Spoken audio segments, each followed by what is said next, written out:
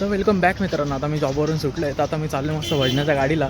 आणि भजनाच्या गाडीला काय मजा असते वगैरे काय, ते ह्या मिनी ब्लॉगमधून तुम्ही जाणून घ्या. तो शेवटपर्यंत हा मिनी ब्लॉग बघा. अहूरला माझ्या जॉबच्या लोकेशनवर, आणि इथून मी चाललो आहे मुलुंडला, कारण की ती गाडी फास्ट आहे त्यामुळे ती मुलुंडला थांबेल.